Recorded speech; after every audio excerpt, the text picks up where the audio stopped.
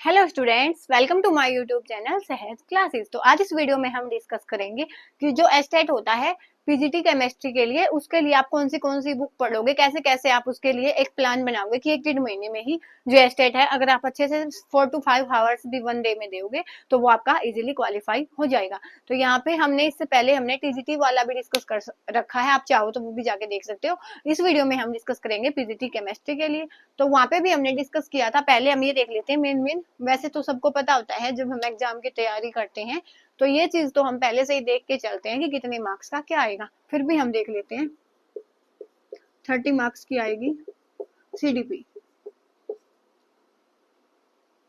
उसके बाद 30 मार्क्स की आएगी हिंदी प्लस इंग्लिश, उसके बाद 60 मार्क्स की केमिस्ट्री,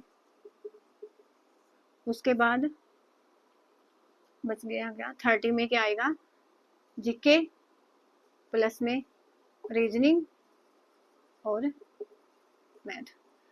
तो देखो, सबसे पहले आपका एक फोकस मेन, सबसे जो मेन पॉइंट क्या है वो है पीवाईक्यू, प्रीवियस ईयर।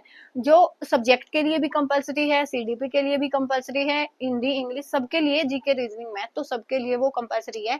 आपने 6-7 साल के जो पीवाईक्यू है वो करने ही करने, हर हालत में करने हैं। उससे ही जो आपका 50% एग्जाम है वो सोल्व हो जाता है।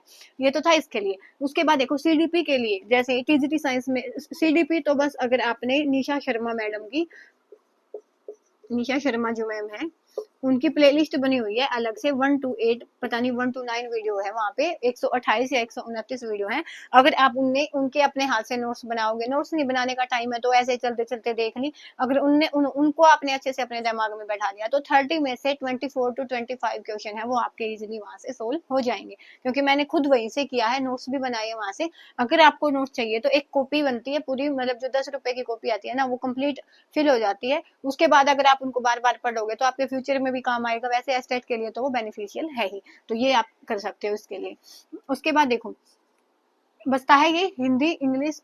और देखो हिंदी इंग्लिश में क्या था कि पिछली बार सिलेबस दिखाया था कि जो पेडागोजी आएगी, लेकिन पेडागोजी नहीं आई थी, जो भी सारा पोर्शन था वो ग्रामर का आया था।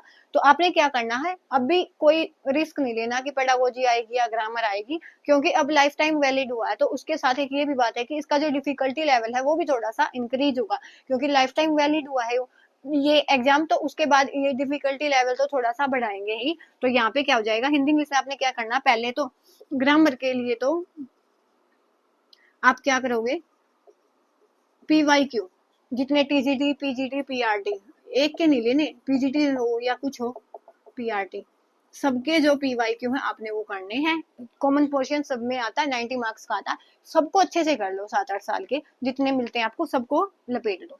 तो ये वाली चीज है इसके लिए। तो आपने क्या करना है, ग्रामर के पीवाईक्यू करने हैं। पेडागोजी के लिए आपको अलग से करना पड़ेगा, कोई यूट्यूब चैनल देख लो, बहुत से यूट्यूब चैनल अवेलेबल है, तो उसके लिए आप उसमें देख सकते हो, नहीं तो मैं आपको देख के कमेंट सेक्शन में बता दूंगी, आपको चाहिए तो वो देख लेना। ठीक है, तो ये वाली चीज थी इसके लिए, ग्रामर के लिए। उसके बाद हिंदी इंग्लिश हो गया, उसके बाद जो जीके रीजनिंग मैथ वाला पोर्शन है,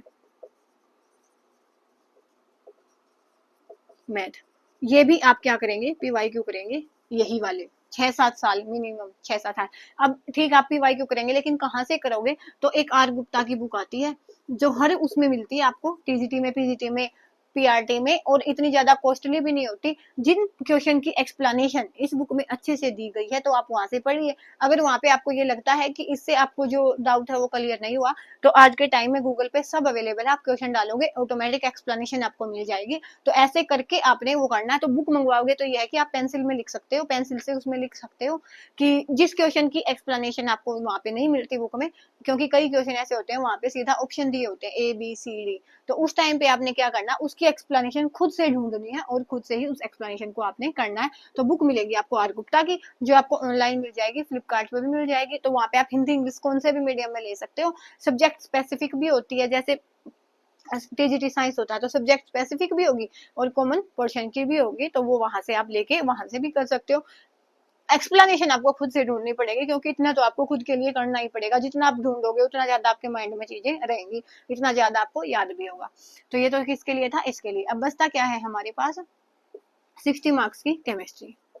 तो इसका जो है ना, आप खुद से भी अगर PYQ देखोगे इसके, तो क्या होता है, अप्रोक्स 20 to 30 मार्क्स है वो रिपीट होते चलते हैं, जो पहले आए हुए हैं ना सेम डिट्टो क्वेश्चन भी उठ जाते हैं, और टॉपिक तो बिल्कुल आते ही आते हैं। तो एस्टेट में क्या है, पीजीटी वाले में केमिस्ट्री में 10-20 मार्क्स का जो क्वेश्चन है वो एज इट इज PYQ से उठा लिए जाते हैं। तो यहाँ पे भी आपको पहले करोगे PYQ, उसके बाद अपने 11th-12th की जो एनसीईआरटी है वो करनी ही करनी है, 11th-12th एनसीईआरटी, और साथ में करोगे आप 9th-10th में, जो 9th-10th वाला, क्योंकि अगर आप सीधा 11th-12th पढ़ोगे तो होप आपका कई कई बार क्या होता है कि हमें पढ़े बहुत ज्यादा टाइम हो जाता है, तो कॉन्सेप्ट हमारे दिमाग से चले जाते हैं। तो उस टाइम पे क्या आपके काम आएगा, 9th-10th कंप्लीट साइंस बुक नहीं, जो 9th-10th में अलग से लेसन नहीं होते कि 3-4 होते हैं, केमिस्ट्री के हैं 3-4, फिजिक्स के 3-4 बायो के, तो वहां से जो अपने वाले हैं केमिस्ट्री वाले हैं वो पढ़ने हैं। 11th-12th की एनसीईआरटी अच्छे से करनी है, उसके बाद PYQ करने हैं, उसके बाद इन सब का मैंने आपको बता दिया, होप आपको समझ आया होगा। तो सबसे पहले हम क्या करेंगे, PYQ करेंगे 6-7 साल के, TGT PGT PRT के, सबको लपेट देना है, सबको अच्छे से करना है, बिल्कुल एक्सप्लेनेशन के साथ। CDP के लिए आप निशा शर्मा जो मैम है उनकी जो प्लेलिस्ट है वो देख सकते हो, वहां पे आपको अच्छे से मटेरियल मिल जाएगा, समझ में भी आएंगी। लर्निंग पोर्शन ज्यादा होता है एस्टेट में बजाय की अंडरस्टैंडिंग के। हिंदी इंग्लिश है वो भी आप PYQ से करोगे, जो TGT PGT PRT with explanation, जो टॉपिक आपको वहां पे मिलेगा वो अच्छे से पढ़ना है गूगल करके। उसके बाद जीके रीजनिंग मैथ में भी, और जो आपकी केमिस्ट्री आती है उसमें 11th-12th की एनसीईआरटी और PYQ तो सब में ही है। उसके बाद क्या है, 9th-10th में भी जो केमिस्ट्री है वो भी आपको अच्छे से करनी है। तो ये जो सारा पोर्शन था वो था PGT केमिस्ट्री के लिए। होप इससे आपको एक कुछ माइंडसेट मिला होगा। देखो सबकी अपनी पढ़ने की एफिशिएंसी होती है, सबका अपना अपना मेथड होता है, लेकिन अगर आप एक बार ये देखना कि अगर आप खुद से चीजों को ढूंढोगे ना, तो ऑटोमेटिक वो चीज आपके दिमाग में काम याद आने लग जाएंगी। जब भी आप कहीं पे भी देखोगे तो ऑप्शन आप देखोगे उसमें बुक में से, अगर वहां पे एक्सप्लेनेशन है तो अच्छी बात है, जिन क्वेश्चन के वहां पे एक्सप्लेनेशन नहीं है तो गूगल से खुद ढूंढोगे, तो एक पॉइंट ढूंढोगे तो वहां पे आपको 5 पॉइंट मिलेंगे। तो एक पॉइंट देखने चले थे, 5 पॉइंट वहां से आप सीख के आओगे, तो ये चीज आपके लिए हेल्पफुल हो जाएगी। तो एक बार ट्राई करके देखना, अगर आपको बेनिफिशियल लगे तो ही अपनाना, नहीं तो आप अपना कोई और मेथड देख सकते हो। तो यहाँ आज के लिए इतना ही। Thanks for watching my video.